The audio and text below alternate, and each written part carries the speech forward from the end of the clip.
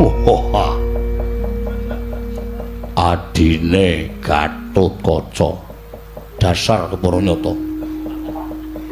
Sapa kowe? Kowe wis ngerti arep aku dadak takon. Lho, iki piye to iki? Kowe adine Antarja. Heeh. Jenengmu sapa? Alah wong sampeyan ki ngerti kok dadak takon. Aku ora ngerti. Ngerti wae, dosa lho ngapusi ayo. Ngerti to? Jenengmu Antasena. Kowe pengen ngerti karo aku apa ora? Ora. Lho. Iki wong kok angel ora jamak to. Ora arep ngerti karo kowe. Mergo aku ya wis ngerti karo kowe. Lho, aku sapa? Tak sebut nang ngene. Aku tak bengok. Sapa? Kupinge dhuwur banget ya hartane. Omongane nglirih wae. Sampeyan Pak Di Puntadewa. Lho kok ngerti wae. Padake nek liyane ora ngerti, ning nek aku ngerti kok iso dadi gedhe, Dik. Monggo biasane sampeyan ki sok sambat angel gedhe to.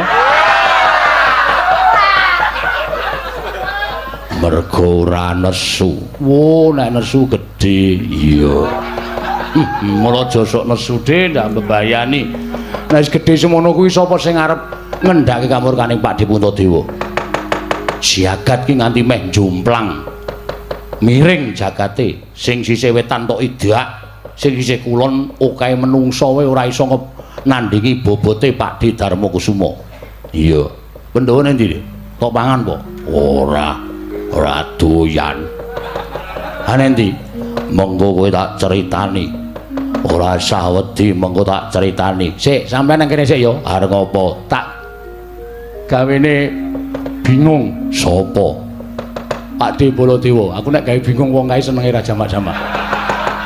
Arep gawe bingung piye? Pak De, ketiwasan Pak De.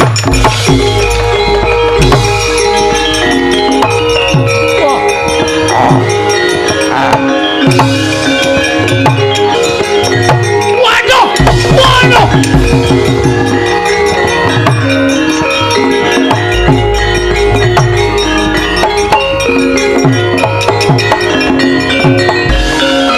Antasena tiba kowe. Pak De ketiwasan Pak De. Kakang Garukaca disampluk kontal mbuh tekan ndi? Kakang Antarja disampluk kontal mbuh tekan ndi? Butane gedene ora umum. Aku mungsuh buta mau. Aku wis kandha.